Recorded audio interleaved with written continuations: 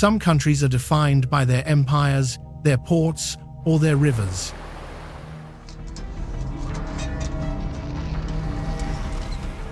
Nepal, however, begins with a collision.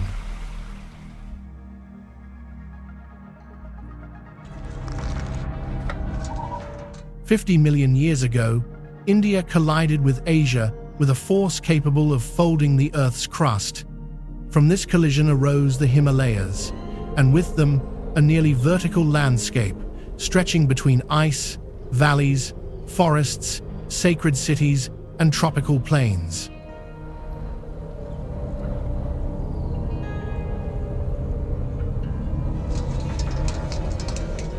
Here, altitudes are not just numbers. They determine roads, climate, harvests, beliefs, risks, occupations, the speed of movement, and sometimes even the shape of houses.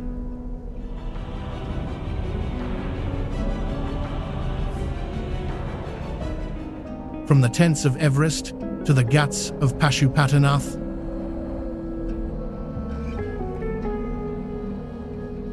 from the suspension bridges in the hills to the jungles of the Terai,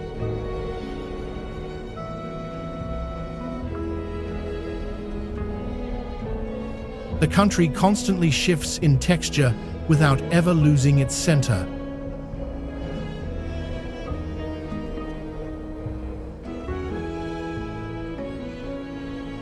This film follows this great slope.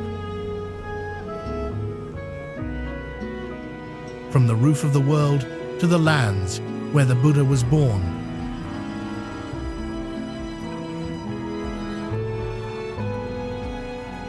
Then back to the hills where Nepal holds together. A single question will accompany us to the end: the true cost of access. 50 million years ago, India collided with Asia. The collision didn't just raise mountains, it reshaped part of the planet.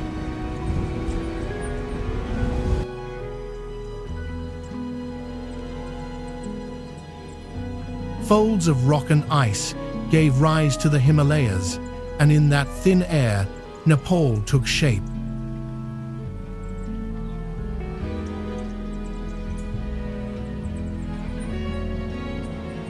Eight of the world's 10 highest peaks now line its borders. It is a small territory, but on a scale almost without equal.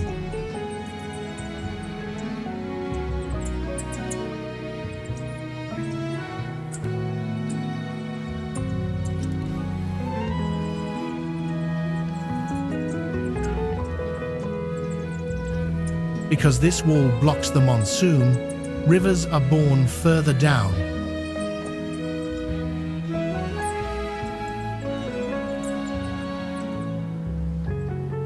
The range captures moisture, gives rise to 3 of Asia's major river systems, and influences climatic patterns that extend far beyond the country's borders.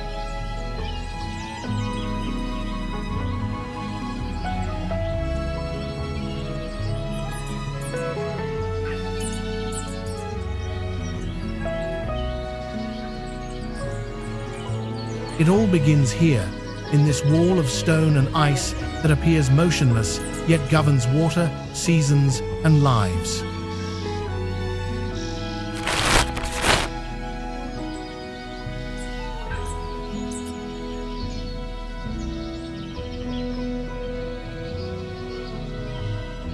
At 17,600 feet, Everest Base Camp already sits higher than most of the world's mountains.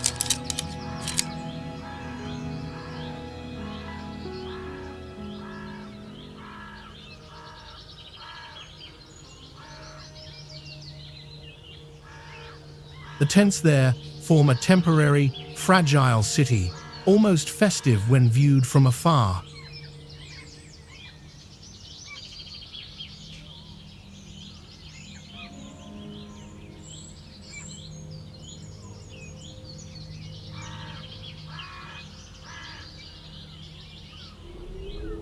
But behind the colors, everyone knows This is a frontier.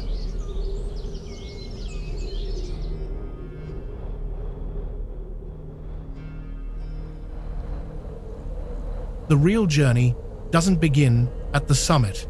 It begins the moment you agree to climb it.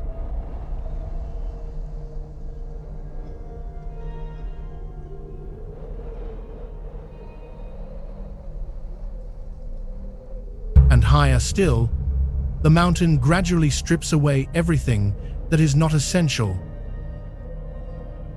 From base camp, the ascent takes you through landscapes that seem to belong to another planet.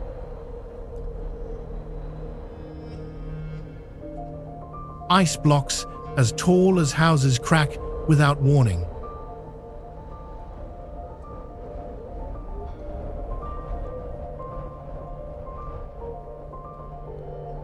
The aluminum ladders placed over the crevasses bend slightly under the weight of the climbers.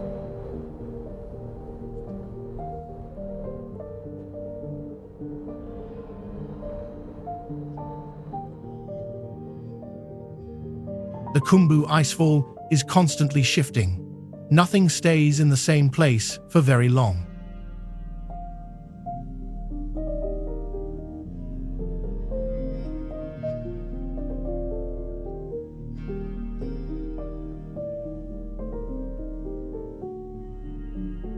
Higher up, the face of Lhotse rises like a wall of blue ice, so steep that a single mistake can cost thousands of feet.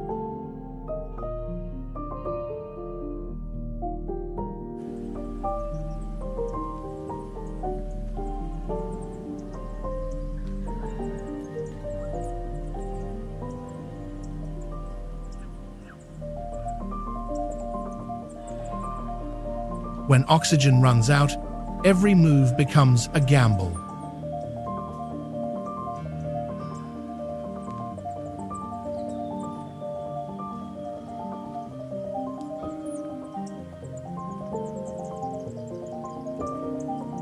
Then comes the Hillary Step, or at least what the extreme terrain of this area still imposes on climbers, a final barrier of rock and void before the summit.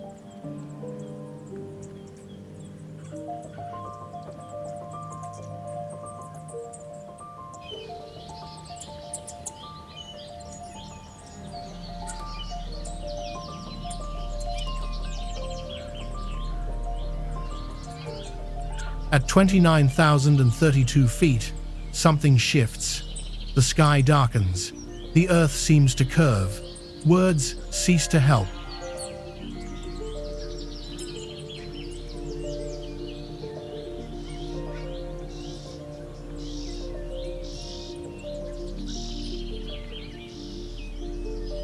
Most stay only a few minutes before descending.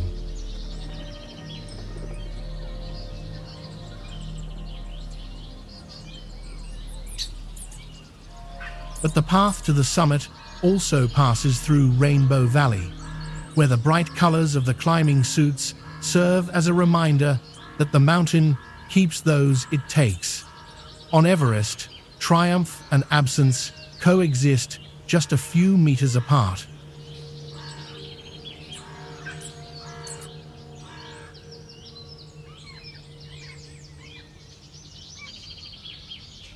Even before the summit, Nepal has already taught its travelers what a journey can cost. At the Lukla Pass, the stones aren't there to mark a trail, they bear names.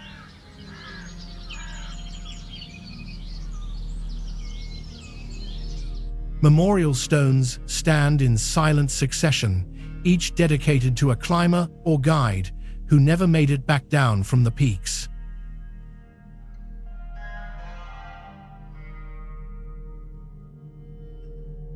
Higher up, avalanches can reshape a valley in a matter of seconds.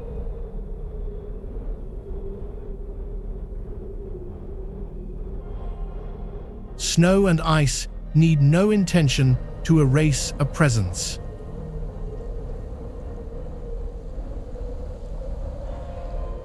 If the approach goes wrong here, there is no second chance. Even reaching these mountains is already a gamble.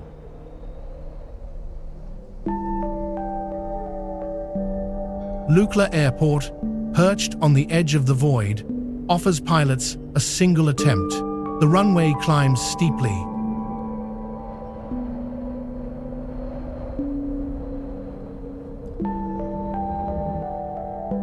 Beyond the tarmac lies the sky. Yet, it is through this tiny opening that those who wish to reach the highest lands on Earth pass. And when night falls, the violence gives way. For a moment, the cities no longer obscure the sky.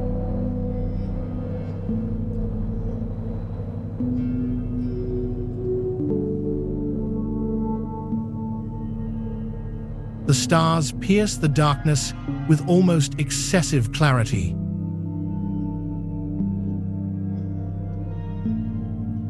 The Milky Way unfurls above the ridges, as if the mountain, after having shown its brutality, were finally revealing its other face.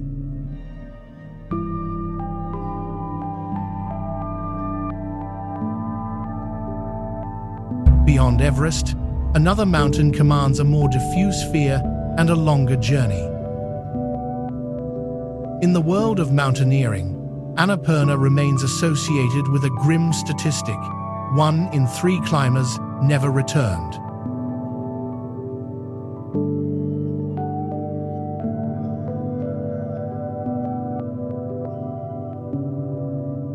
Yet, far below its summit, thousands of hikers choose each year to circumnavigate the massif on one of the world's greatest treks.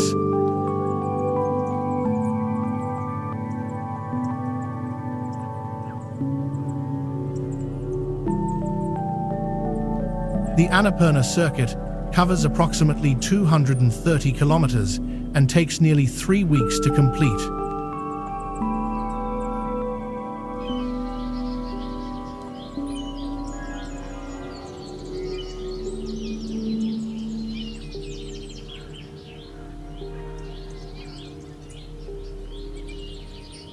It crosses more than 20 bridges, traverses a dozen different climates, and climbs to the Thorong La Pass at 17,769 feet, where the air contains only a fraction of the expected oxygen.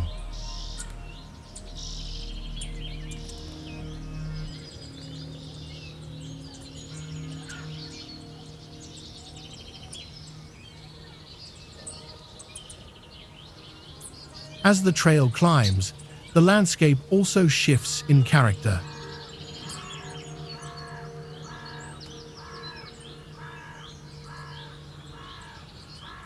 The valleys begin with the lush green of rice paddies.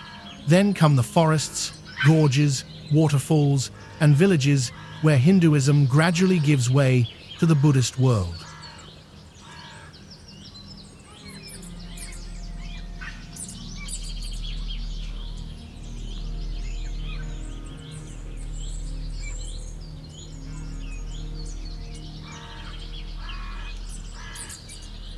Some tackle this route by bike, on paths so narrow that every turn seems to teeter on the edge of the void.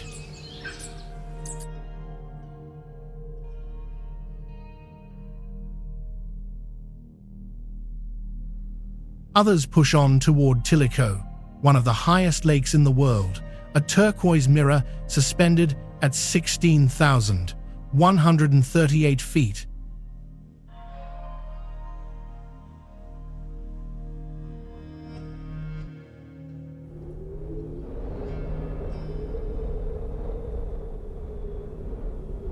Here, the trek is not just a walk, it is a journey through several Nepals.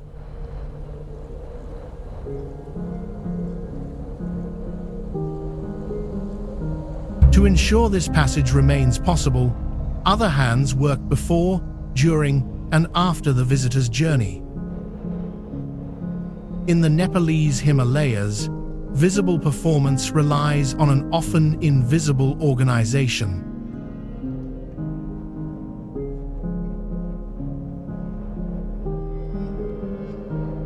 The Sherpas have turned guiding into an art of interpretation. They observe the clouds, assess the snow, and memorize routes that change from season to season.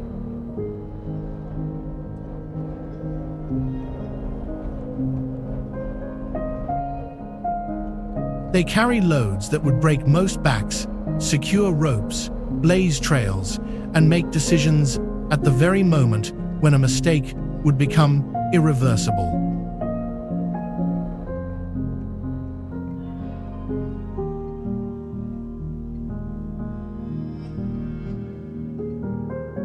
Because nothing happens on its own here, logistics becomes a matter of survival.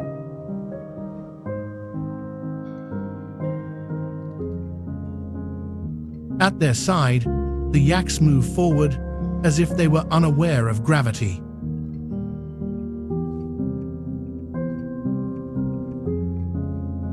They carry sacks of rice, solar panels, gas supplies, sometimes the entire material sustenance of an expedition or a village.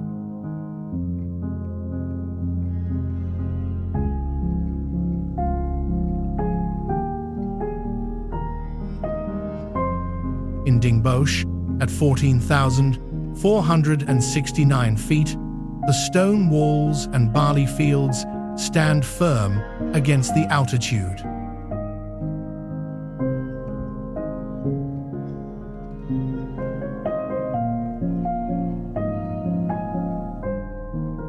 Behind the stupas, Ama Dablam rises with an almost unreal precision.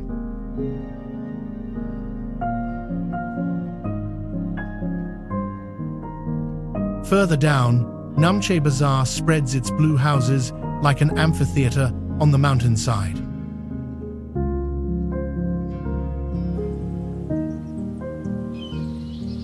Yak cheese is sold there at 11,000 feet. Children play soccer there. And in the center, Tenzing Norgay still gazes toward the summit he reached with Edmund Hillary.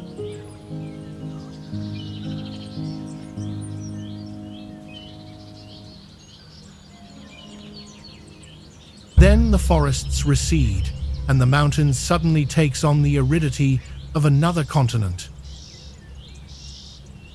Upper Mustang bears less resemblance to the classic image of Nepal than to a desert suspended in the sky. Red cliffs rise there like fragile towers.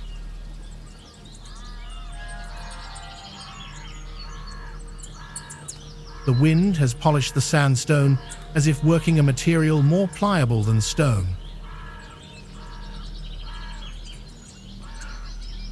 White shortens dot the bare valleys, traces of an ancient passage through a land that nevertheless seems to have been left untouched.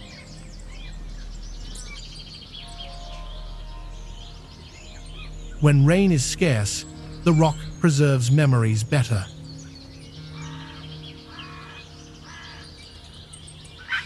And it is here that the sky caves emerge, cavities carved directly into the cliffs, sometimes arranged one above the other like vertical apartments.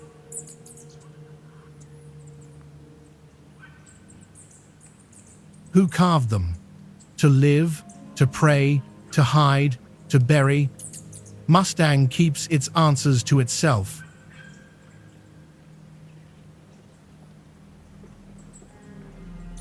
The place does not seek to explain.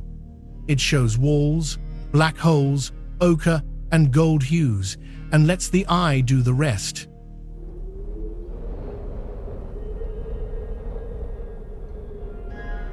In this part of the country, the mystery does not stem from a recounted myth.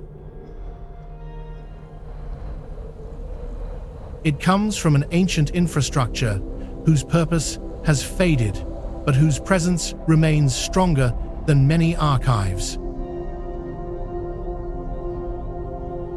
After the secret of the cliffs comes the place where the heights finally learn to be silent.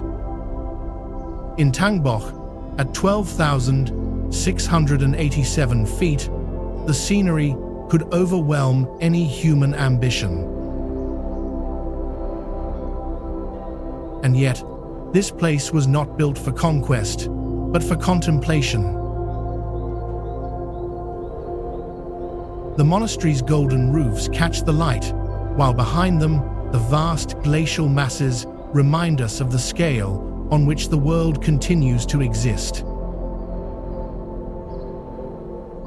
In the courtyard, a tiny gesture, a palm on a prayer wheel, a glance up toward the ridge, is enough to give the landscape a different perspective. Because altitude filters everything, only the right forms remain. Even the wildlife seems to have accepted this logic. The red panda, almost unreal with its vivid, plush-like silhouette, moves gently through the high-altitude bamboo forests. It, too, is a response to the improbable.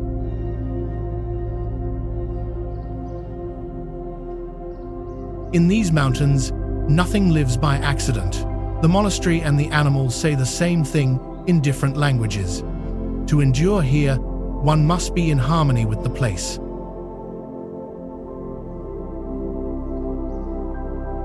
Then the descent reveals another feat, an entire civilization built on a valley that never stops trembling.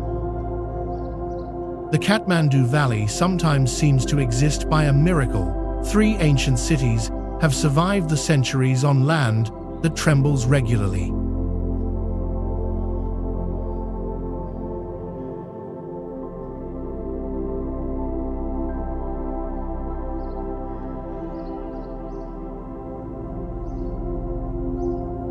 In Durbar Square, the tiered roofs of the Taleju Temple, the courtyards of Hanuman Doka, the stone lions, and the head of Kali create a setting so rich that it seems almost unreal.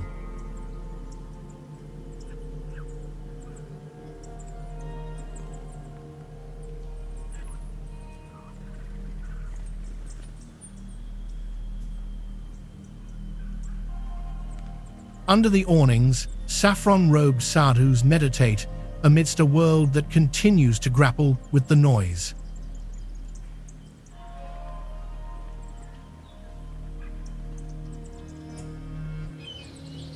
When the earth shakes often, building becomes an act of faith.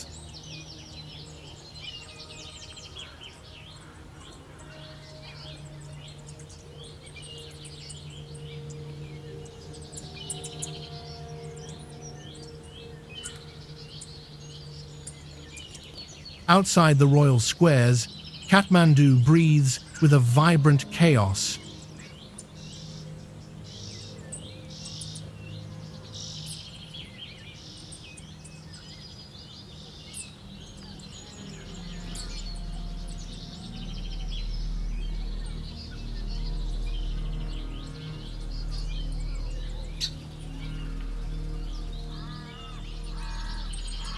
Electrical wires crisscross above the streets. Incense and diesel mingle. Bells echo the honking of horns.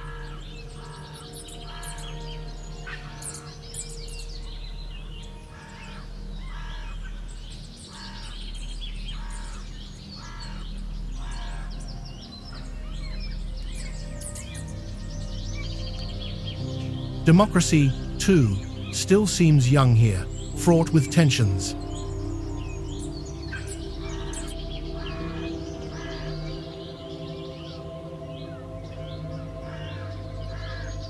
The parliament recently burned down during mass protests, a reminder that chaos can be as civic as it is spiritual. And then there is the Dharahara. The tower collapsed in the 2015 earthquake, magnitude 7.8, before rising again, taller than before.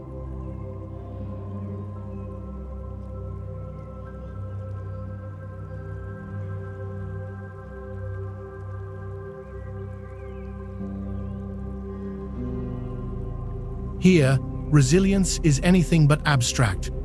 It is visible in the rebuilt structure.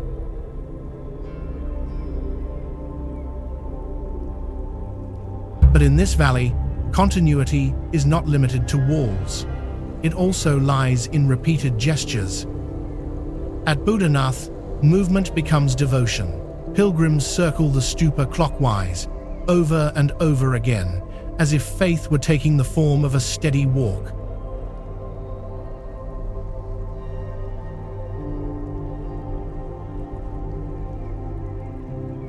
The painted walls, deities, flags, and frescoes lend the monument a peaceful intensity.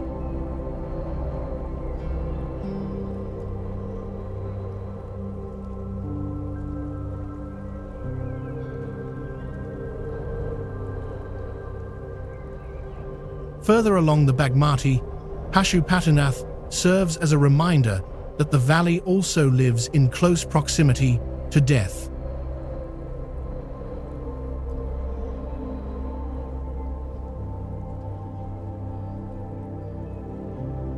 The Ghats burn day and night. Families perform the final rites.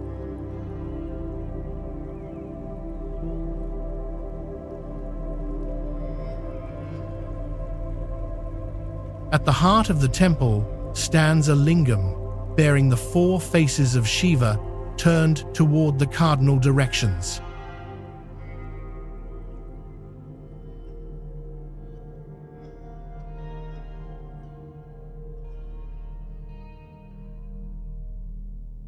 When the power goes out, the past returns effortlessly.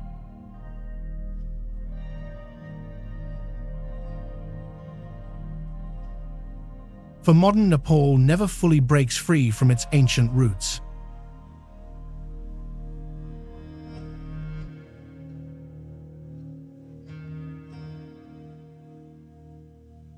Dams exist, but power outages still reduce entire neighborhoods to the light of lamps and candles.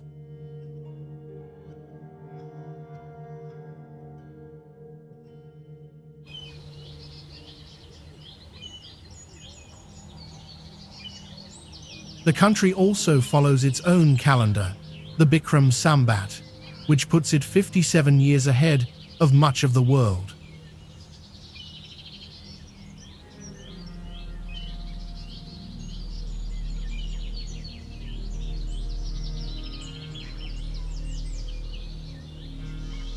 In Rani Pokhari, a historic pond reflects both ancient temples and modern buildings.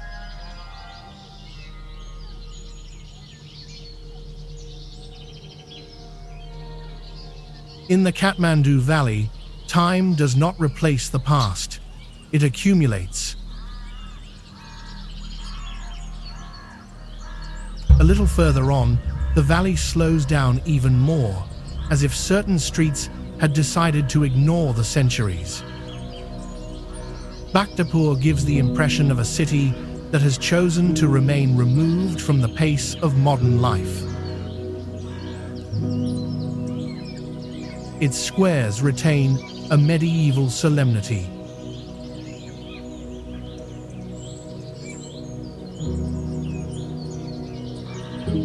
The Nyatapola temple rises 5 stories high, with a structure so stable that it has withstood earthquakes that many other buildings could not survive.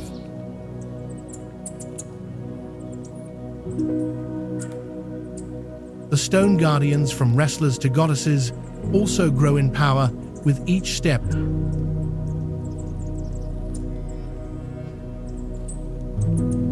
Further on, the 5-5 window palace and its famous peacock window showcase what centuries of artisans have carved into the wood.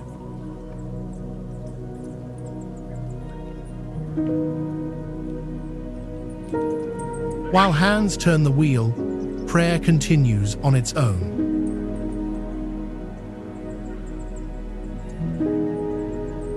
At the top of its hill, Swayambhunath watches over the entire valley.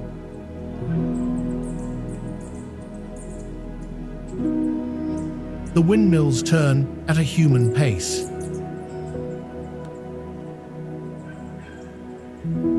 The macaques, meanwhile, treat the sanctuary as familiar territory, leaping from rooftops to railings with the confidence of true locals.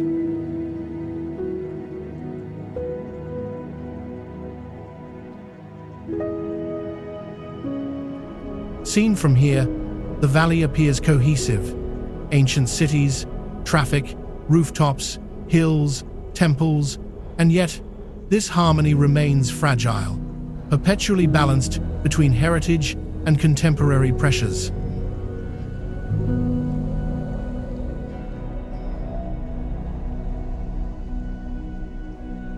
From this vantage point, the gaze naturally follows the road that finally cuts southward.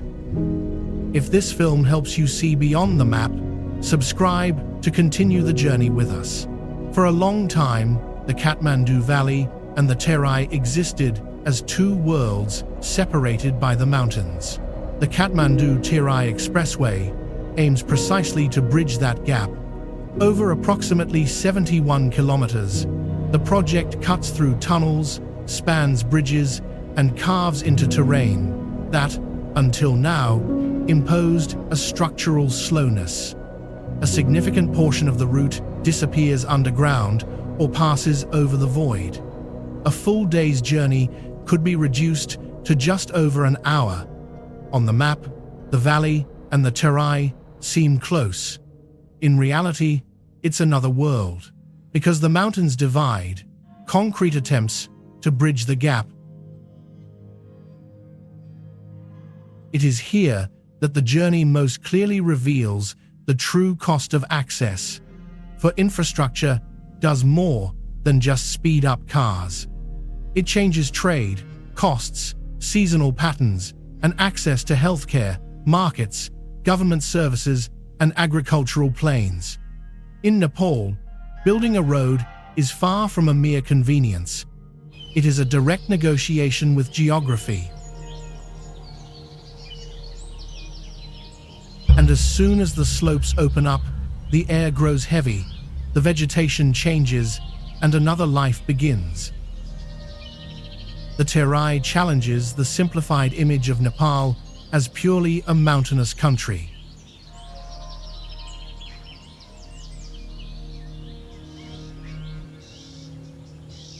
Here, the jungle, slow-moving rivers, and rice paddies form a different world, heavy with humidity and life.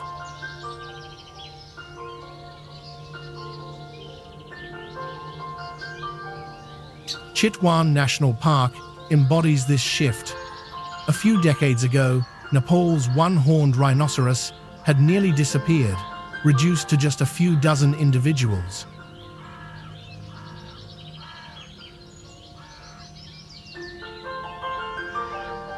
Today, more than 600 roam these tall grasses like prehistoric tanks.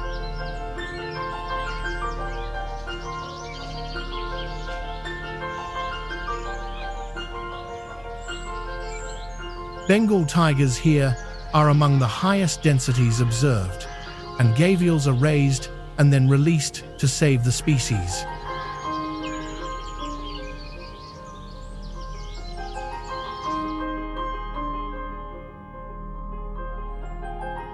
When wildlife returns, the surrounding area becomes more fragile.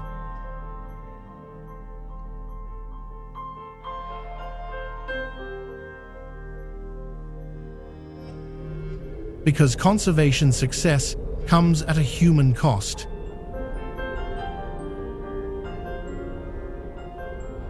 Elephants and rhinos destroy crops.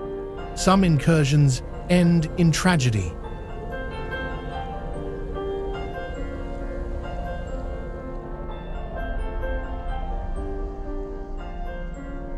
Safaris exist, sometimes even on elephant back, which raises further questions about animal welfare.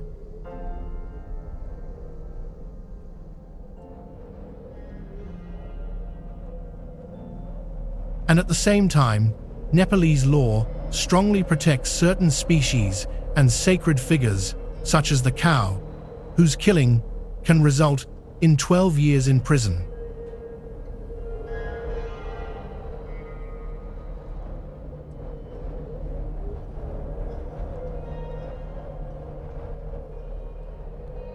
In Chitwan, nature is not merely a backdrop, it is a force with which one must contend.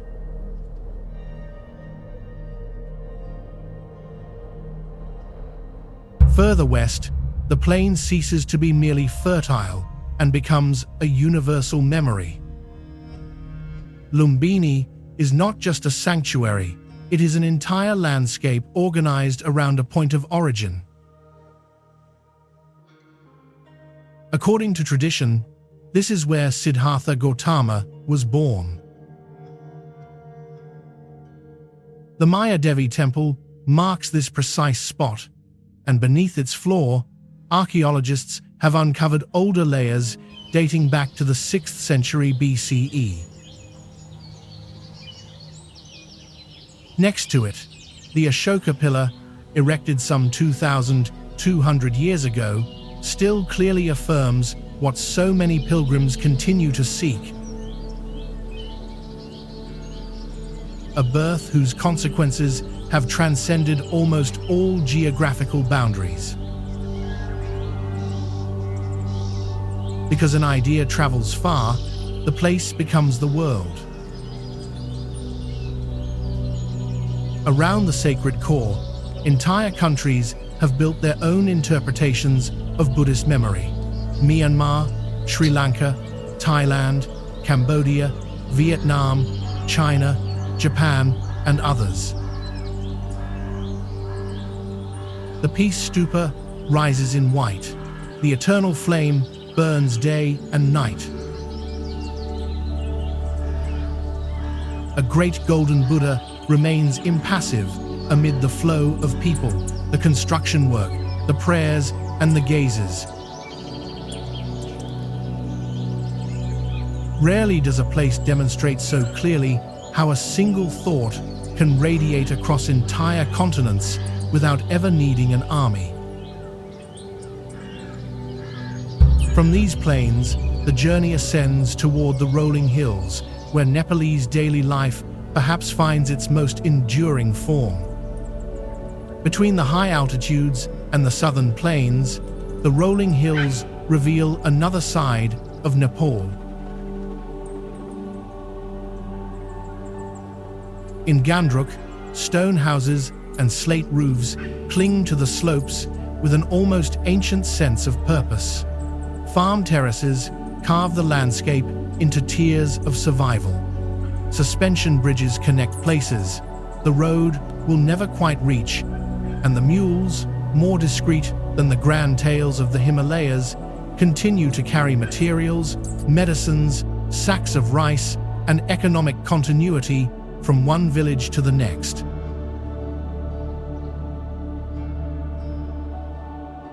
When survival becomes a resource, adventure becomes an economy. Pokhara takes this logic a step further. The city has transformed a geography of struggle into a capital of vertical leisure. Paragliding, hot air ballooning, bungee jumping, boats on the lake, cafes facing the view. The ancient knowledge of the slopes becomes a tourist attraction. Above, Shiva still watches over the valley from Pumdikot. The contrast is stark, but not artificial. In Nepal, tradition and the entertainment economy often share the same backdrop, sometimes the same road, and often the same dependence on the landscape. Further east, the hills grow even gentler, and the country can finally be described in terms other than elevation. In Dankuta, the hills seem almost gentle after the ice walls and cliffs of Mustang. Yet, the sense of wonder remains. Beyond the green slopes, the Himalayas rise like a distant presence that continues to command everything. Dozens of ethnic groups live here, speaking more than 120 languages. Hindu temples and Buddhist monasteries share the same neighborhoods, the same paths, and sometimes the same terraces. Because diversity holds the country together, it stands firm. In Gorkha, the landscape takes on a different significance.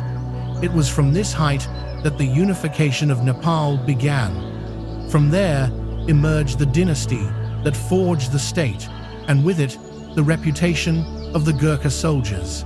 But the country's continuity does not come solely from fortresses or weapons. It comes above all from the communities that have learned to endure in extreme environments. Nepal remains the oldest country in South Asia never to have been colonized, but it is also a young, fragile democracy, still finding its footing. And perhaps, at the end of this journey, it all came down to this: the true cost of access. The country recedes, just as it has presented itself from the start: vast, rugged, and yet deeply inhabited. Which place made the biggest impression on you, and why?